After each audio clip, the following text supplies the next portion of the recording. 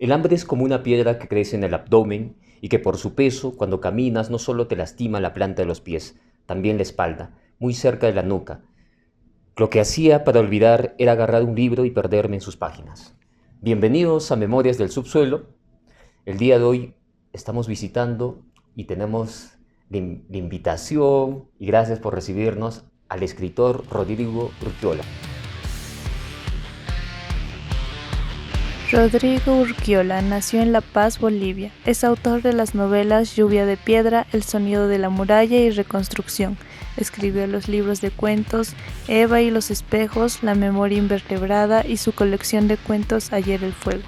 Fue múltiples veces premiado nacional e internacionalmente como en Perú, Cuba, Brasil y España. Si hay algunos elementos o algunas claves para adentrarnos en la narrativa de la obra del escritor Rodrigo Urquiola, es el fútbol, la violencia, los desamores, la venganza, que vienen a ser claves muy importantes en todo este proyecto narrativo que él ha venido escribiendo. Y antes que nada, te agradezco, Rodrigo, por habernos aceptado esta entrevista justamente acá en tu casa, visitándote, para hablar de tu último libro, Ayer el Fuego, que es una colección de cuentos, son 10 cuentos que estás publicando aquí. Y antes que nada, ¿cómo estás, Rodrigo? Bueno, pues yo encantadísimo de recibirlos aquí en mi casa. Agradecido también que me hayan traído un poco de Pilsen, cerveza peruana que no se puede encontrar acá. La estoy degustando y no, pues muy feliz de poder tener esta oportunidad de conversar con un lector. Gracias, Rodrigo. Sí, bien, empecemos por algo tan interesante sobre este libro de cuentos, ¿no? Primero empecemos, ¿cómo se te ocurrió la idea de pintar este bochito, este escarabajo, este Volkswagen, como lo decimos, o todos lo conocen, que es tu escarabajo, ¿no? ¿Sigues teniéndolo o ya lo vendiste ya? Y bueno, a mí me gustaría mucho poder pintar. Creo que porque nunca he podido pintar ni dibujar, me dedico a escribir. La pintura, excelente, la hizo un amigo mío que se llama Jesús Huanca. Es un acuarelista muy capo alteño. Y nada, esa peta, el escarabajo, el Beetle, es el auto donde prácticamente aprendí a conducir. Es el coche de mi padrastro. Y bueno, con él he tenido un par de muy interesantes aventuras. Y justo empieza aquí con Sencata. Y empecemos con ese cuento, con Sencata. Si hay algo aquí en este libro, mejor dicho, en este primer... mm, bueno, no es el primer cuento, ¿no? Sino con este libro de Sencata, hay algo tan interesante que tocas aquí, este relato. Y me recuerda mucho a un libro que yo había leído de Wilmer Urrelo, Los fantasmas asesinos, que justamente es la problemática el abuso, el desamparo, la soledad hacia los infantes, hacia los niños. Y en este cuento también se retrata eso, ¿no? Y bueno, no me parece casual que existan niños en una situación de violencia, ¿no? Bolivia es un país bastante violento con su infancia. Y bueno, eso es algo que muchos de nosotros hemos podido vivir en carne propia. Y este relato, Sencata, que precisamente fue escrito mucho antes de la masacre del 2019, que lastimosamente se llevó a cabo allí, nada, habla de eso, ¿no? De la dificultad de sostener un amor verdadero en medio de esa violencia, ¿no? Que palpita en todas partes. Es algo cotidiano, creo que por lo que vemos en la ciudad de La Paz, por lo menos, sobre la violencia hacia los niños, ¿no? Porque siempre que vengo aquí, enciendo el televisor y siempre encuentro que padres o terminan matando a sus hijos o castigándoles, ¿no? Una serie de cosas. ¿A qué se debe eso, no? No sé si... Y bueno, Bolivia me parece un país hermoso, tiene cosas muy lindas, pero también tiene cosas muy terribles, ¿no? Y herencia de muchos años de pobreza, de hambre, de injusticia es que no sepamos cuidar de nuestros niños, ¿no? No sé, imagino que por eso cada día hay ese tipo de noticias tan horribles. Oye, y también aquí hay algo interesante en el mismo relato, justamente, con este personaje que es Mendoza, ¿no? Eh, salva a la chica, a la niña, mejor dicho, ¿no? Porque cuando lo va a traer una hija que tal vez no es su hija, y cuando lo rescata, entra a la casa, ¿no? Y ahí está es justamente el otro, el narrador que está con su petaca, ¿no? Como mejor dicho, con su bochito esperándolo, ¿no? Para decir, ya vámonos, a modo de salvar a la niña, a su hija. Justamente también hay algo interesante que desarrollas ahí, por ejemplo, cuando hablas acerca de la belleza, ¿no? Tú dices que no hay el narrador dice no es un tipo de belleza que de repente te brinda estos estereotipos, la televisión o esos modelos de belleza, ¿no? Ujú. ¿Qué opinas de eso? Y bueno, yo siempre he creído también que este país es dos países, ¿no? Hay un país oscuro que habita la mayoría de la gente que camina por las calles de este lugar, y hay otro más claro, ¿no? Que habita gente que puede irse al extranjero como al patio de su casa, ¿no? Que no tiene que trabajar día a día y demás. Ese tipo de Bolivia que vemos a través del televisor, que nos ofrece una belleza estándar occidentalizada, no es esa Bolivia que vemos en la calle, ¿no? En la Bolivia que vemos en la calle sí hay una belleza en sus mujeres, hay una belleza en las situaciones, hay otro tipo de afrontar el mundo. Sí, es interesante porque, bueno, es otra cara que de repente hay mucho estereotipo también que la televisión te va brindando, pues. Y hay algo interesante también que se menciona en este cuento que hace rato estuvimos hablando. Justamente te conté que yo soy hincha del Sporting Cristal y hace semanas estaba mofando mucho del Sporting Cristal porque había recibido una goleada de un equipo de aquí, justamente, que es el Always, ¿no? Cuéntanos un poco de cómo aparece este equipo, con ese nombre también en inglés incluso, ¿no? Un poco gracioso para Ujú. estos contextos. Y bueno, el Siempre Listos, el Always Ready, es un equipo tradicional de Miraflores. Miraflores es un barrio tradicional de la ciudad de La Paz. Antes era uno de los barrios más ricos en la época en la que se fundó el Always. Y nada, por un tiempo descendió de la liga en los noventas y nunca más volvió a aparecer. En la época en la que se menciona el Always en el cuento, este equipo estaba en la primera A, en la asociación paseña, ¿no? Y no era de los favoritos para ascender a la O sea, liga. no era como una primera división, no, una Sí, estaba en la tercera división, tercera digamos, división sería, más o ¿no? menos, sí. Y nada, hasta que lo compran un par de empresarios y lo llevan al Alto, ¿no? Porque el Alto es una ciudad que ha crecido bastante, ¿no? Que tiene su propia identidad, que tiene su propia forma de ser, que tiene su propia historia, etcétera. ¿Por qué no su propio equipo de fútbol? Entonces lo que han hecho ha sido comprar este equipo miraflorino y llevarlo a jugar al Alto. Y después de mucho tiempo, por primera vez, la Copa Libertadores, que es la copa más importante que pueden jugar nuestros equipos, ha llegado a esa ciudad, ¿no? Y bueno, la primera víctima ha sido el Sporting Cristal. Yo personalmente espero que haya muchas más, mientras ninguna de ellas sea el Bolívar. Pero esperemos también que llegue por lo menos, ¿no?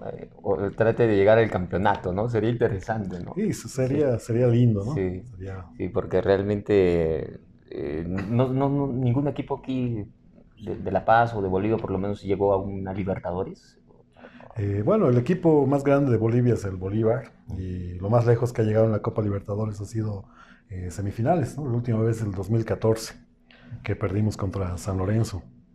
Y también fue subcampeón de la Sudamericana, ¿no?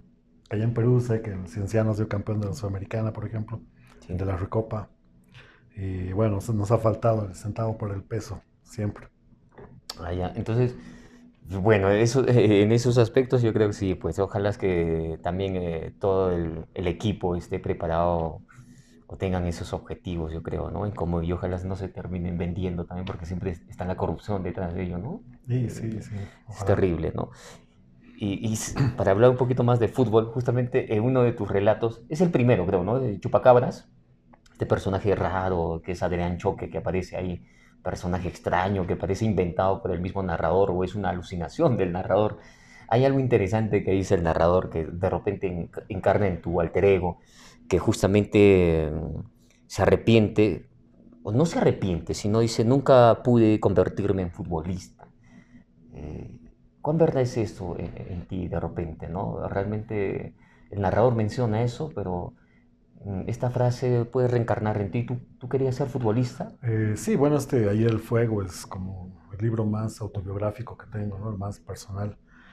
Y sí, había una época en la que el sueño de todos los chicos que vivíamos en mis barrios, en mi zona, que andábamos a pie por aquí, por allá, era convertirnos en futbolistas profesionales, ¿no? Era un sueño de infancia que nos motivaba a nosotros a seguir yendo a entrenar a la cancha de tierra, no sé, pues a mejorar cada día, ¿no? En el fútbol. Y bueno, éramos muy chicos para darnos cuenta de que a veces no basta con tener las ganas, ¿no? O los ánimos de soñar, sino que necesitas una buena alimentación, contactos, incluso una personalidad, ¿no? Que a veces no la tienes, etcétera. Pero sí, yo le tengo mucha gratitud al fútbol porque para mí ha sido una escuela. Eh, Como siempre digo, en las canchas de tierra he aprendido mucho más que en la universidad, porque ahí ves cómo es el ser humano, ¿no? En victoria, en derrota, en enojo, en golpes, en solidaridad. Es increíble. Pero nunca llegaste a jugar en un equipo al menos profesional que llegue por lo menos de primera, segunda o tercera división. No, lo más cerca que he estado, digamos, de cumplir el sueño ha sido una vez que paradójicamente el Strongest, que es el club rival de mi equipo, me dio una beca, un par de meses, no duré más, y otro, ¿no? El AFI, que igual duré unos 2 meses y más. De ahí ya, nada, vino la vida, me avasalló y tuve que ponerme a trabajar. Ya solo soy jugador de algunas ligas de barrio y de amistosos que se presenten, ¿no? De canchas pequeñas, ¿no? Canchas pequeñas. Pero dentro de toda esta experiencia futbolística, ¿no? que has tenido, ¿tú dónde más te desenvuelves? ¿Como delantero o mediocampista o defensa? Bueno, yo siempre he sido delantero. Cuando jugaba en la asociación, en las juveniles, como no soy muy alto, el profe siempre me ponía de lateral ofensivo porque sí era veloz y con la intención de irme de 9, ¿no? Jugaba así, como siempre por los costados. Sobre todo cuando jugábamos con equipos más jailones, ¿no? Que son de gente más alta. Ahora, cuando jugábamos entre nosotros, yo siempre iba de 9, ¿no? Más oportunista que cabeceador, digamos. Y bueno, ahora creo que sigo jugando igual, ¿no? Con mucha menos velocidad, claro, Ya bajó el nivel, ¿no? pero ya bajó. La edad, pues también, ¿no? Ya Porque bajó. se dice que, por ejemplo, para los futbolistas, a diferencia de un escritor, ¿no? Un escritor empieza ya a los 38 a desarrollar su carrera, ¿no? En cambio, un futbolista ya a partir de los 17, 18 y a partir hasta la edad de los 25 creo que es su etapa plena, ¿no? Su auge, ¿no? Donde puede jugar Exacto. no sé, hasta en mundiales, pero después de eso ya también está en bajada, también, ¿no? Por el mismo físico, ¿no? Sí, sí, es una carrera bastante corta, ¿no? Sí, pero esos pocos que se mantienen, ¿no? Tal es el caso de Messi, ¿no? O Cristiano Ronaldo, O ¿no? Que Cristiano, son, sí, que se mantienen. Por ejemplo, la mayor parte de jugadores de allá en Perú, tal es el caso de Farfán, o tal es el caso de Pablo Guerrero, porque todos estos jugadores que están jugando en el extranjero, ahora están jugando en el Perú, así, en ligas jodidas, ¿no? Lo triste que puede pasar, sí, ¿no? exacto. Y pasando al otro relato, hay un relato también que me gustó mucho, que es El Árbol. Yo había leído una novela de Ciro Alegría que es La ciudad, no, Los perros hambrientos. Ya, Y en Los perros hambrientos, justamente el personaje es el animal, el perro, ¿no? Es un personaje principal. Pero esta novela está contada justamente ambientado en tiempos de sequía y están ambientados en un sitio rural, en el campo, ¿no? Donde el perro juega un papel muy importante y viene a ser como un amigo del hombre, ¿no? Hay una, ¿cómo se puede decir? Un respeto entre el perro y el hombre, ¿no? Ambos, ¿no? Esa lealtad que te brinda el animal. Pero en este cuento es un poco cruel, ¿no? Porque este personaje, de pronto es un vecino, un loco, incluso que termina matando o ahorcando un perro de la manera más cruel. ¿Tú crees que los animales acá en la ciudad padecen o sufren más o no hay un respeto hacia los animales? y bueno, ese cuento tiene mucho de cuando yo estaba viviendo, o empezando a vivir en el barrio en el que vivo hasta ahora. Era un barrio que estaba deshabitado, las casas eran de adobes, habían animales que ya no hay, como murciélagos, libélulas, unos ratoncitos que parecen canguros, etcétera. Y habían casas abandonadas o que no estaban habitadas, pero que tenían de guardianes a los perros. Y bueno, yo personalmente me gusta mucho este animal, mucho más que otros, y porque es un amigo, ¿no? Es amigo, es fiel, y, eh, y eso. Y nada, este cuento parte de hechos reales, ¿no? Yo tengo un vecino que tuvo que matar a su perro ahorcado en un árbol porque empezó a morder a los niños y tenía rabia. Y bueno, era la manera en la que se solucionaban las cosas antes, ¿no? Y bueno, para no ser algo natural, o sea, triste, pero natural, ¿no? O sea, ves a morir al perro, al que tal vez ha sido tu amigo, pero la vida tiene que continuar, que no puedes hacer más, ¿no? Y dejarlo vivo también es un peligro. En el caso de este relato, sí había también un loco que andaba con un montón de perros. Incluso que fornicado con los perros, ¿no? Sí, Un sí, poco loco, pero sí, pues, ¿no? exacto. Cuando yo era niño, ¿no? Caminaba ahí con los perros y desapareció, ¿no? Hay muchos locos sueltos también en esta ciudad. Y eso, por eso creo que hay varios en el libro o en toda mi literatura, ¿no? Claro, ese es el sello, la clave de la mayor parte de los relatos que hay, ¿no? Y pasando a este relato de Ashley, el cual también, por cierto, todos los cuentos que estaba mencionando son cuentos que ganaron, han tenido premios, tanto nacionales como también internacionales. Tal es el caso de este cuento, ¿no? Ashley, que en sí es el nombre de no es el nombre de pila, ¿no? Es el nombre de, ¿cómo podemos decirlo? De batalla. De batalla, ¿no? Pero el verdadero nombre es Mariana, ¿no? Ujú.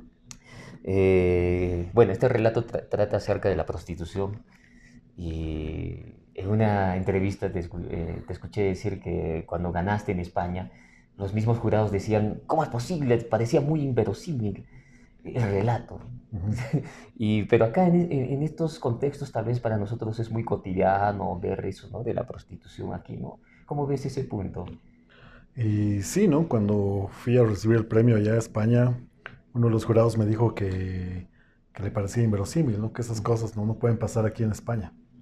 Y yo dije, bueno, aquí en Bolivia pasa todo el tiempo, ¿no? Una niña de 16 años que es prostituta es algo muy habitual, ¿no? Tristemente habitual. Es debido a la pobreza, ¿no? Y nada, sí, ¿no? Es un cuento también sobre el amor, al igual que Sencata, en el que no es correspondido. Y también es un cuento sobre descubrimientos adolescentes, sobre la pobreza, sobre abandonar el hogar, ¿no? Hay una crítica social fuerte, ¿no? También. Y sí, sí, ¿no? O sea, imagino que quizás en este país basta con describir lo que ves para ya hacer crítica, ¿no? Por cierto, la que aparece en la contratapa es Mariana, ¿no? O Exacto. Ashley, ¿no? Es el Y, uniforme de mi colegio. ¿tú lo pintaste? No, No. le dije a Ah, Jesús, el acuarelista, que lo ya. pinta así, él lo hizo. Así me di cuenta, ¿no? El personaje también nunca llega a concretar su amor. Y al final lo ve, ¿no? Tristemente en Argentina, en un grupo de hippies, creo, ¿no? Donde ella se vuelve artista también, ¿no? Es el cuadro que lo ofrece, lo vende. Y sí, ¿no? Tenía ella el sueño de pintar, ¿no? Como tal vez yo un poco, que siempre me hubiera gustado poder pintar, pero es una habilidad que nunca he tenido. Y bueno, ella pinta cuadros muy mediocres, ¿no? Que vende, que lo vuelve a encontrar en Sucre el protagonista, ¿no? Y se lo compra. Y sí, ¿no? Pero hay otro problema también que sí he visto que es muy recurrente, creo que sobre la trata de personas, ¿no? Muchas veces que es muy común aquí también, ¿no?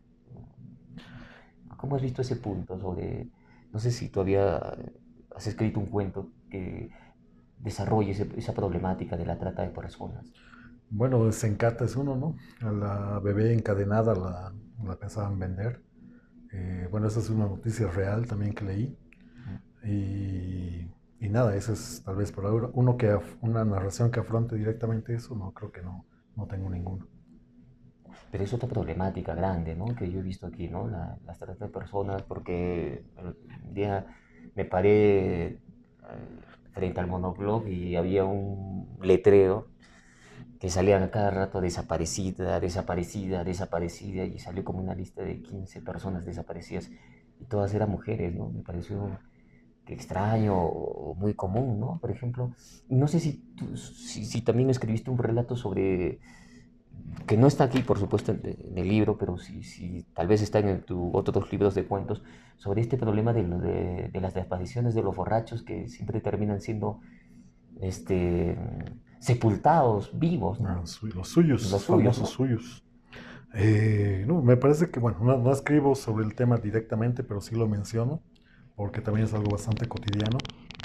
Y bueno, refiriéndonos a esto de las desapariciones, sí tengo una crónica que es sobre un amigo mío, vecino, que desapareció. Él era taxista y algún día no volvió a su casa. Han encontrado el taxi todo desmantelado y nunca ha habido la manera de saber qué había pasado con él. Yo abordo el tema en dos géneros diferentes. Una crónica, entrevistando a sus padres y todo el infierno que han pasado. Y en otro, un cuento que está aquí al aire del fuego que se llama Canario, que también es un homenaje a este amigo.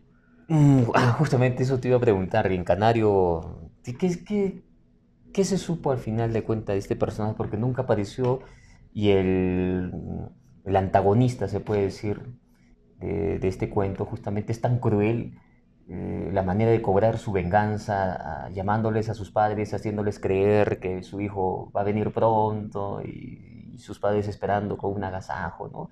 Una forma de venganza tan cruel, ¿no?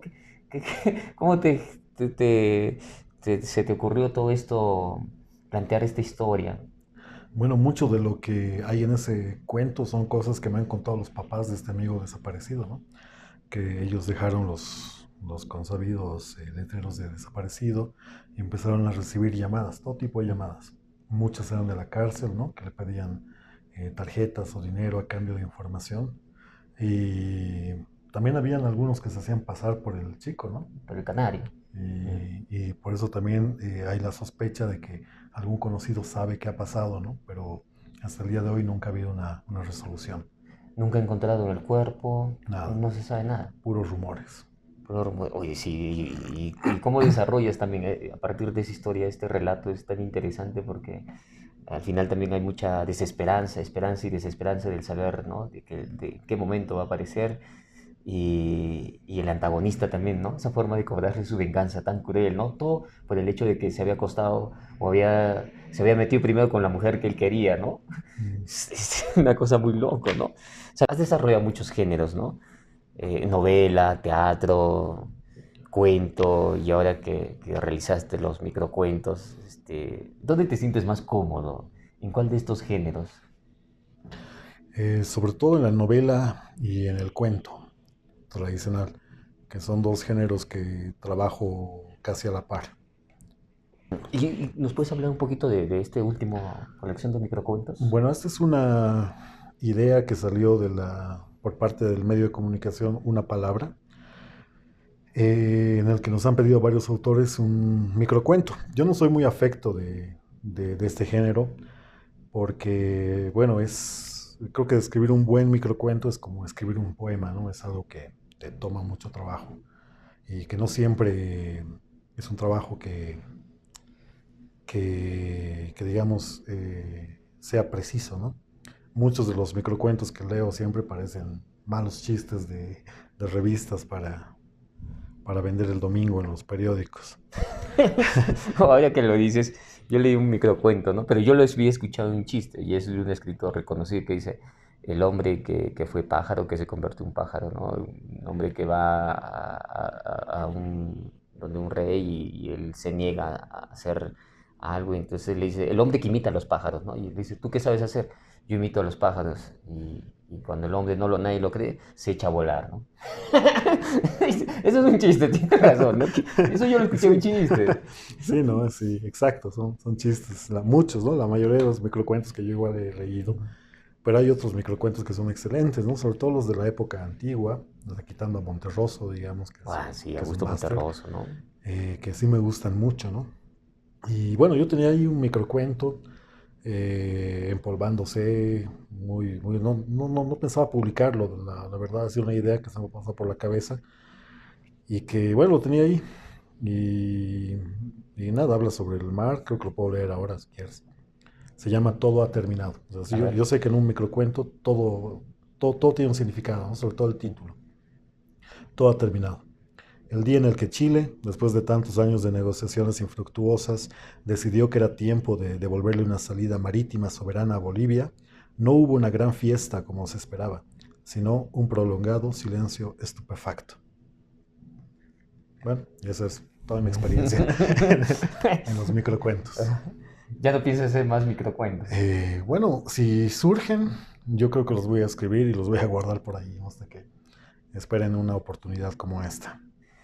Bien, entonces ya para terminar, Rodrigo, y para los seguidores justamente de este canal de Memorias del Subsuelo, me gustaría que puedas recomendar 3 libros de cuentos para todos nuestros seguidores. 3 libros de cuentos. Sí. Bueno, claro, como estamos hablando del cuento, ya. en este caso, Bueno, yo tengo, aquí en Bolivia, 3 autores, ¿no? mi libro de cuentos, uno de mis libros de cuentos favoritos, que para mí ha sido una escuela, es Cerco de Penumbras, de Óscar Cerruto, que es un libro que yo siempre voy a recomendar porque lo quiero mucho. Ahora otros libros de cuentos, bueno, vamos a seguir en Bolivia, Sangre de Mestizos, que también para mí ha sido un libro iniciático, Sangre de Mestizos de Augusto Céspedes, en el que habla sobre la guerra del Chaco. Y después, bueno, los grandes maestros, ¿no? Que los voy a poner en la opción 3, los cuentos completos de Jorge Luis Borges, los cuentos completos de Gabriel García Márquez. Para mí son libros a los que siempre quiero volver, ¿no? Para meditar sobre este género tan increíble que es el cuento. Bueno, Rodrigo, muchísimas gracias por esta entrevista o este conversatorio que nos has brindado. Más que una entrevista, es un diálogo de amigos o bueno, de lector-escritor tal vez, ¿no? Entonces, muchísimas gracias por abrirnos las puertas. Ya en otro momento me gustaría también hacer otro conversatorio con tu subsiguiente libro. Esperemos que este año, o por lo menos lo más próximo, llegues a publicar tu siguiente libro y puedas venir para Puno. Bueno, ¿algo más que quieras decir? Y bueno, se me ha quedado un poco boyando la pelotita ahí hace rato cuando se cortó la comunicación. Estamos hablando de libros que yo recomendaría bolivianos. Y te recomendaba, quería decir que la literatura boliviana es muy rica. Lo mejor de nuestra literatura no es necesariamente lo que se conoce afuera a través del mercado, sino es aquello que está casi escondido aquí, ¿no? En este país tiene muchos tesoros muy bien ocultos, lastimosamente, para bien y para mal, como diría alguien. Uno de ellos es La telaraña, de Hugo Boero Rojo, que es una novela delirante sobre el abandono, sobre la locura, sobre el alcoholismo en el río Paraguay. Otro es Chaco, de Luis Toro Ramallo, un libro que en su época ha sido vetado, ninguneado, porque decía cosas incómodas. Y otro es El exilio voluntario, de Claudio Ferrufino, que ganó el premio Casa de las Américas, que para mí es la gran novela sobre el autoexilio de la gente con dinero en este país, ¿no? Hacia los Estados Unidos, que también dice muchas cosas incómodas. Y nada, espero que puedan descubrir la riqueza de nuestra literatura. Lastimosamente hay que viajar hasta acá para conocer muchos grandes libros. Y para mí siempre va a ser un gran gusto volver a Puno, que es una ciudad en la que me he sentido muy, muy contento. Y también para nosotros es otro gusto recibirnos y echarnos unas cervecitas y conversar un poco de literatura, de fútbol y de las goleadas, ¿no?